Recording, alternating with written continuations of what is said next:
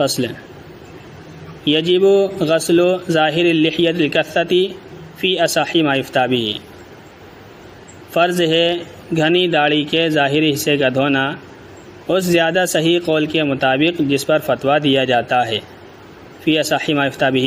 اس زیادہ صحیح قول میں جس پر فتویٰ دیا جاتا ہے۔ آ رہی آواز؟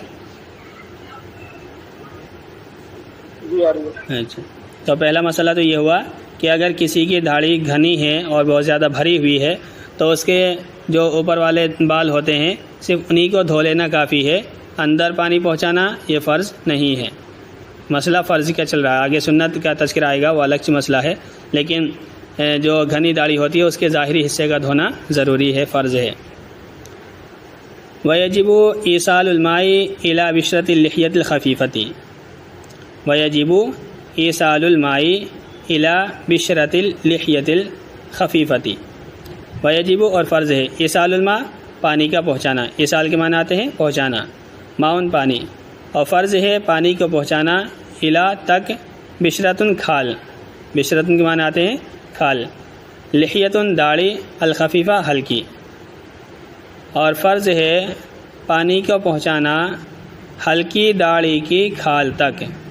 ہلکی داڑھی کی کھال تک یا ہلکی داڑھی کی جڑ تک۔ تو اگر کسی کی داڑھی ہلکی ہے جس سے باہر سے اندر کی کھال نظر آتی ہے تو اس کے لیے اندر کے حصے کا دھونا فرض ہے، وہ اگر اوپر پانی ڈال لے تو وہ کافی نہیں ہوگا، بلکہ اندر تک پانی پہنچانا یہ فرض ہے۔ اور فرض ہے پانی کو پہنچانا ہلکی داڑھی کی کھال تک، بشرطن کے معنی کھال کی بھی آتے ہیں، جڑ کی بھی کر سکتے ہیں، تو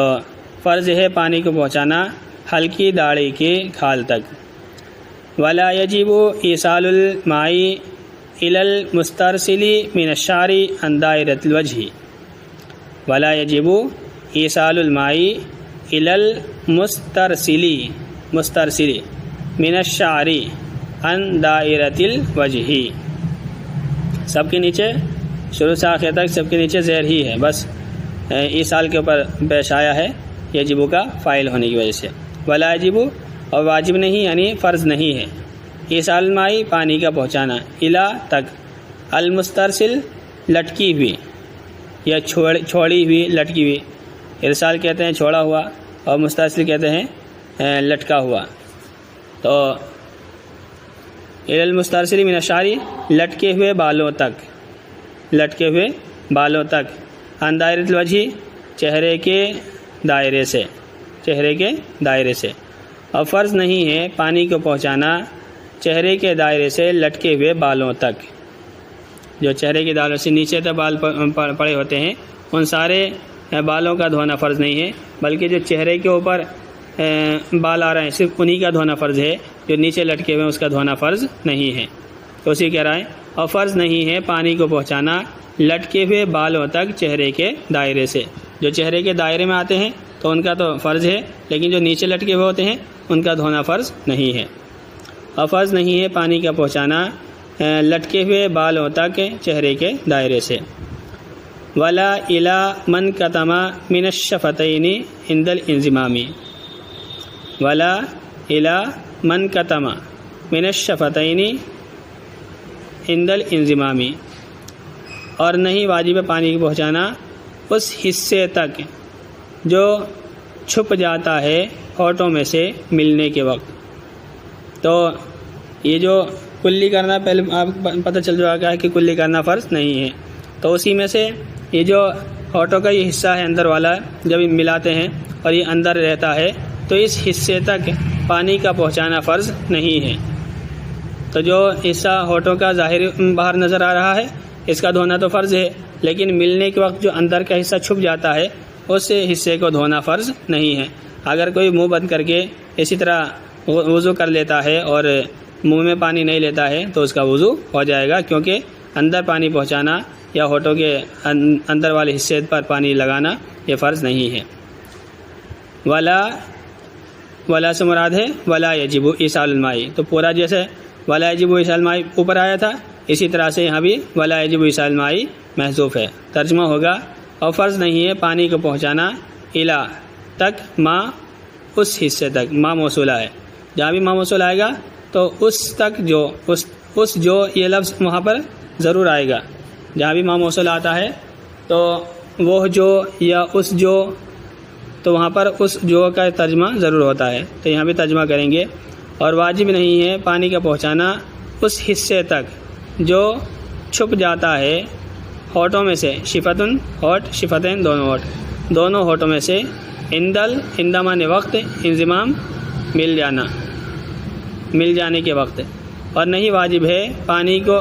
پہنچانا اس حصے تک جو چھپ جائے دونوں ہونٹوں میں سے ملنے کے وقت. آواز کٹنے لگی، آواز بریک ہونے لگی.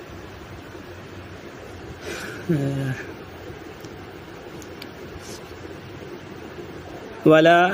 الی من کتم من الشفتین عند الانضمام، اور نہیں واجب ہے اس حصے تک پہنچانا جو چھپا رہتا ہے دونوں ہونٹوں میں سے ملنے کے وقت.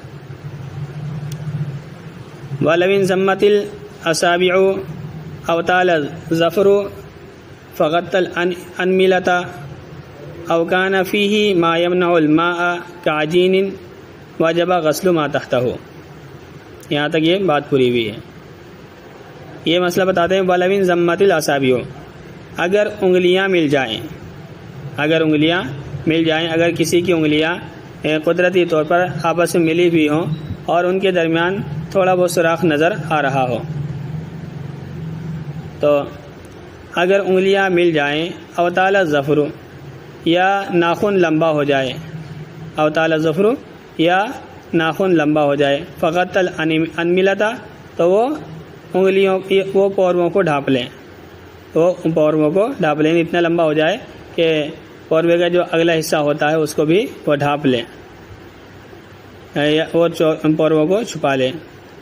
او کان فیہ ما یمنع الماء، یا ہو اس میں یعنی اس جگہ میں جس کو دھویا جس کا دھونا فرض ہے، یا کہہ لو کہ ناخن میں، یا ہو اس میں وہ چیز جو روکے پانی کو، یا ہو اس میں یعنی وضو کو میں دھوئے جانے والی چیز جگہ میں، یا ہو اس میں، یا ناخن سے اس کا ترجمہ کر سکتے ہیں، یا ہو ناخن میں وہ چیز جو پانی کو روکتی ہو، کعجین جیسا کہ آٹا،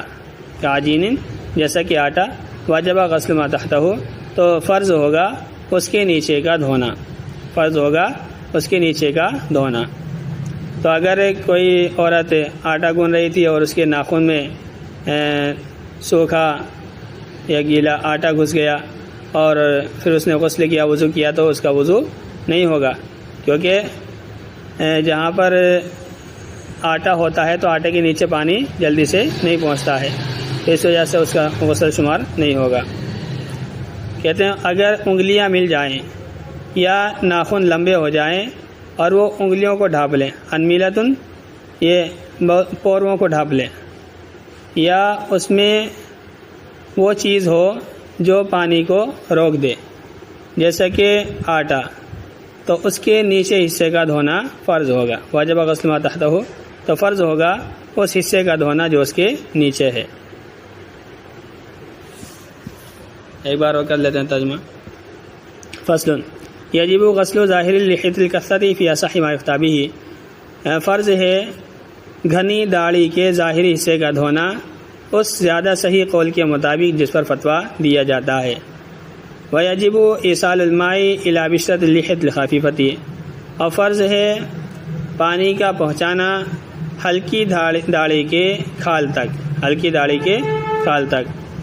ولا یجب ایصال الماء الی المسترسل من الشعر عن دائرۃ الوجہ، اور فرض نہیں ہے پانی کا پہنچانا لٹکے ہوئے بالوں تک چہرے کے دائرے سے لٹکے ہوئے بالوں تک پانی پہنچانا فرض نہیں ہے. ولا الی من کتم من الشفتین عند الانضمام، اور نہ فرض ہے پانی کو پہنچانا اس حصے تک جو چھپا رہتا ہے ہونٹوں میں سے ملنے کے وقت چھپا رہتا ہے. وَلَمْ انضمت الاصابع او طال الظفر فغطى الانملة او كان فيه ما يمنع الماء كعجين وجب غسل ما تحتہ، اور اگر انگلیاں مل جائیں یا ناخن لمبا ہو جائے تو وہ قورمے کو ڈھانپ لے، یا اس میں وہ چیز ہو جو پانی کو روکے جیسا کہ آٹا، تو ضروری ہے اس حصے کا دھونا جو نیچے ہوتا ہے۔